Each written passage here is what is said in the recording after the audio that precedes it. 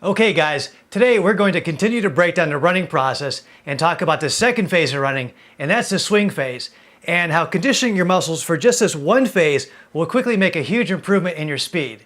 We're also going to talk about the dynamic role that your hip flexor muscles play in this phase, and we're also going to get into a little bit about how and why your fast twitch muscle fibers respond very quickly and produce more speed when being trained with a resistance band using an isometric training strategy.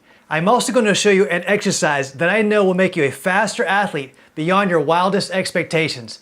This exercise will help you compete at your highest levels and help you avoid the disappointments that other athletes typically experience when trying to get faster. There's a lot to cover here, so let's get started. Okay, the second phase of the running process, called the swing phase, is where the trailing airborne leg needs to be pulled from behind you and quickly extended out in front of you. This is where your hip flexor muscles play a very critical role in your sprinting speed. And there are 7 of these hip flexors on both sides of your body for a total of 14. Now your hip flexors are some of the longest and strongest muscles in your body, but they are essentially dormant in most athletes, meaning they have never been activated for speed or exercised properly for any athletic function other than walking. Some of them, like your psoas muscle, begin high up in your lumbar spine, while others like your rectus femoris muscle start out low on the pelvis. And they all cross the hip joint. Most of them attach to your thigh, while one of them, the sartorius, is so long that it attaches just below the knee. In a sense, your hip flexors bridge your upper body to your lower body. You might also think of them as acting like a hinge between your core and your legs, allowing them to work together in unison. And as their name implies, their function is to flex the hip, or to flex the thigh up on the pelvis, and they play a major role in running, jumping, and kicking. However, since these muscles are hidden deep within the midsection of your body, they usually go unnoticed and untrained. And they are not considered a very glamorous muscle group to exercise like your biceps, and this is why a lot of athletes aren't even aware of them and completely ignore them in their workouts. If you have weak hip flexor muscles that are not properly developed, you will never perform at your highest level and will always feel like you're stuck in second gear. And there is probably not a worse feeling to have as an athlete, and that is to feel slower than your opponent, or not being able to make the play because you're just not fast enough. And if this sounds like you, then we need to get to work on fixing this. So let's take a look at your hip flexors in action during the swing phase in this video.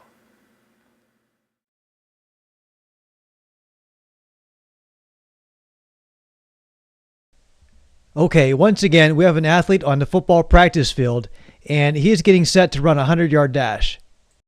He takes off and is soon up to full speed, but it's happening too fast to see each phase in action. But if we slow it down, we'll get a chance to stop the video at a point that'll allow us to define the beginning of the swing phase. Okay, right here is a good place to stop. Now, if you remember from our previous discussion regarding the push phase, this was actually the end of the push phase where the toes were just barely touching the ground. But now, this position serves as the starting point of the swing phase. If we advance the video a little, you'll see the entire right leg is now off the ground and is being pulled forward. This is the function of your hip flexor muscles. You'll also notice that the right leg is flexed behind the right thigh, and this is one of the functions of your hamstring muscles. However, this is more of a recoiling effect placed on the leg during this phase. And if we advance the video further ahead still, you will see the hip flexors continue to pull the thigh forward, and now your quadriceps will also extend the knee just before the foot hits the ground. And once the right foot strikes the ground in front of you, this completes the swing phase. Let's take a look at this entire swing phase again a couple of times. Pay attention to the amount of distance the right leg is traveling during the swing phase. It's got to be at least 10 feet or more, and this is what many people call your stride. Hopefully, you can see just how important it is to train your hip flexor muscles and your quadricep muscles properly to improve your running speed. Now again, once the foot strikes the ground in front of you, this completes the swing phase, and if you pay close attention, you will see that the right thigh is flexed forward in front of our athlete here. This also represents the beginning of the pull or the return phase, and that'll be the subject of the next video. And to give you an idea of what's to come, if we advance the video a little further, you will see that the pull phase ends when the thigh is perpendicular to the ground. And if you recall, this position represented the beginning of the push phase, and now the cycle of the running process is ready to repeat itself.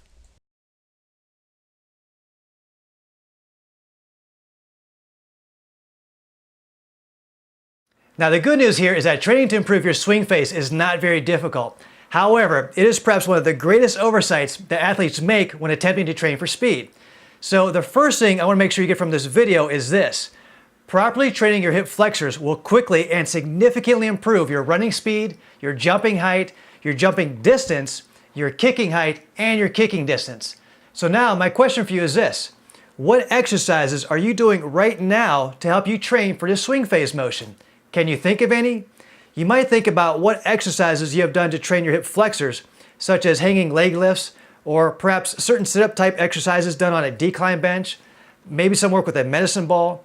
And if you came up with these or any others, are you really training the hip flexors to simulate the exact motion as they are used in the swing phase of running?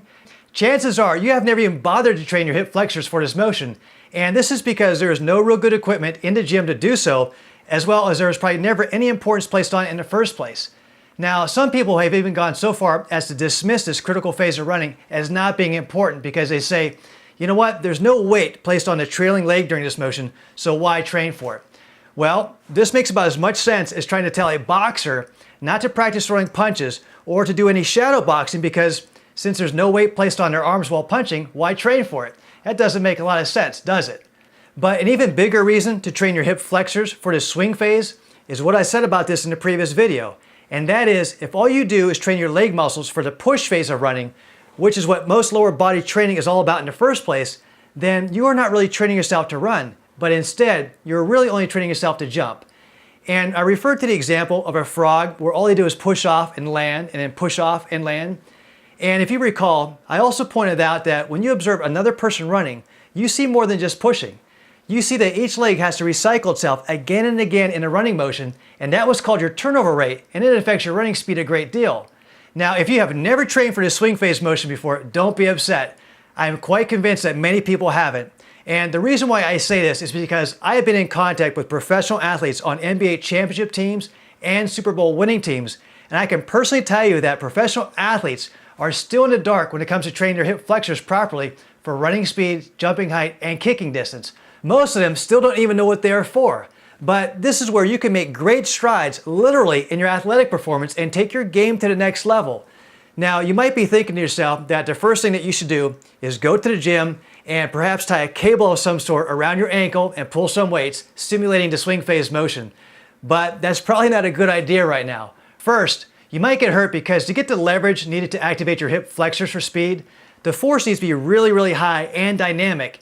And if the weights get away from you, you can tear a muscle before you even get started. Second, you see, training with weights is great for adding size to your muscles and getting stronger, but it isn't the best way to train your muscles to contract faster and for speed. This is where the technique of using the resistance band with an isometric training strategy blows away any other speed training technique. And this has to do with how and where the force of the band is distributed back into your muscles and tendons. And this will be the subject of the fourth video that you're going to get in a couple days. For now, let me just state that with regards to the swing phase, which is controlled mainly by your hip flexor muscles, they are absolutely loaded with fast twitch muscle fibers. And those are the fibers that help your muscles contract with speed. And while fast twitch fibers like to get big when you train them with weights, training with weights and getting bigger doesn't always make them contract faster. And you may already know this to some extent simply by the way you feel after a heavy weight training workout. You may walk out of the gym with a good pump in your muscles, but you are probably at least twice as slow walking out of the gym than you were walking into the gym. However, speed training programs, when done effectively, should leave you feeling lighter, faster, and more responsive when you're finished, and not tired, heavy, and sluggish as with other training methods. And I realize this is a new concept for many of you listening, but it's true, and you're going to get a chance to experience this for yourself here in a minute. Now, we also know that the biggest and the strongest guys in the gym or on the team aren't always the fastest either, right? As an example, have you ever seen a big, powerful professional football player or perhaps basketball player swing a golf club? It's not a pretty sight, is it? Guys half their size and sometimes as much as 20 years older outswing them by as much as 30 miles per hour and outdrive them easily by 50 yards or more. So now the second thing I want to make sure you get from this video, it's this. Get it out of your head that you need to have big muscles to be fast. Sure, it would be nice, but it's not necessary. Now, getting back to your hip flexors and their role in the swing phase of the running process, because they are loaded with fast twitch fibers, they respond incredibly well to being trained with the resistance band using an isometric training strategy. And whenever you train them this way, they always end up becoming quicker when finished, not slower. This is also because on top of the muscles getting a more dynamic workout when forced to hold an isometric contraction using the band, so do the tendons that attach these fast twitch muscle fibers to the bone. You see, your tendons are also like huge elastic rubber bands themselves, and forcing them into an isometric contraction can make a huge difference in your speed and quickness. This makes isometric training with resistance bands a perfect match when training for speed. Now, when you perform the exercise that I'm about to show you for your hip flexor muscles, you are essentially going to flip a switch on your athletic performance. You're going to be able to run faster, jump higher, and kick farther after just a few days of this type of training. So let's take a look at this video now.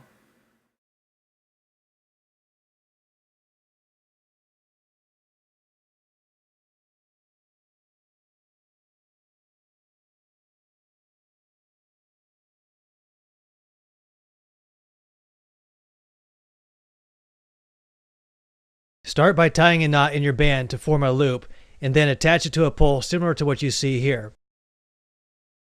Next, place your right foot inside the loop. Then step forward until you feel the band starting to tighten. Raise your right foot off the ground about a foot and extend your right leg forward. Hold this position for 10 seconds and no more than 15. You should be using between 70 and 80% of your maximum strength to hold and maintain this final position. Repeat this for your left leg shown here. Step forward to stretch the band.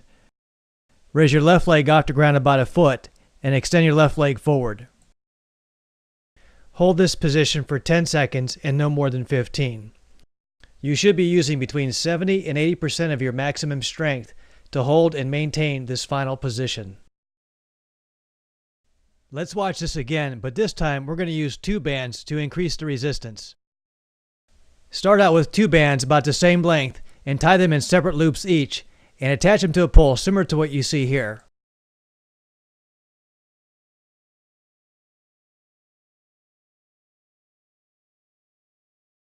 Next, place your right foot inside both loops. Then step forward until you feel the band starting to tighten. In this example, the athlete is balancing himself against a wall. And whenever you try this, make sure whatever you balance yourself against is sturdy enough to support you. Now raise your right foot off the ground about a foot and extend your right leg forward. Hold this position for 10 to 15 seconds, using between 70 to 80% of your maximum strength.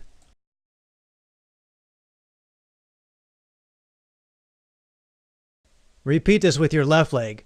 Place your left foot inside the loops, then step forward to stretch the bands, and raise your left foot off the ground about a foot and extend your left leg forward.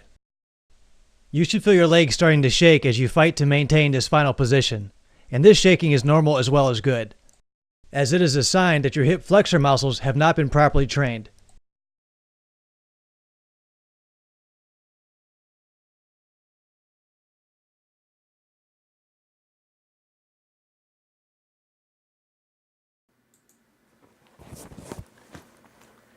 So now the third thing I want to make sure you get from this video is this.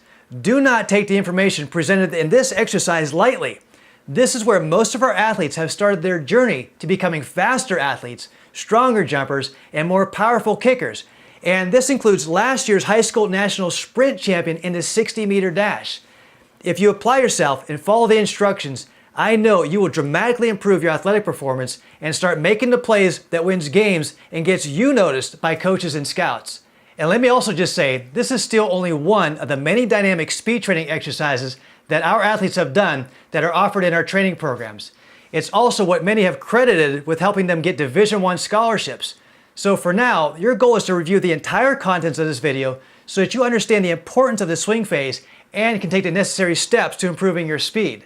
I also want you to do this exercise over the next several days the way I have outlined for you in the PDF file that you can download on this page. Doing so will put you on the fast track to better total performance in your sport. And then just imagine how much more confident and better of an athlete you'll become if you were to do all the exercises in the Run Faster, Jump Higher, or Kick Farther programs. Now in the next video, I'm going to talk about the third and the final phase of the running process, and that's the pull phase or the return phase. This phase, along with your swing phase, is what causes your turnover rate, where your leg recycles back to the push phase again and again to become extremely explosive and dynamic. I'm also going to break down this return phase for you and also show you how your hip extensor muscles are involved in it, and also show you why you may not even be training them properly. So be sure to check your email again for this important information. And with that, I'll see you back here again shortly. For Athletic Quickness, I'm Dr. Larry Van Such.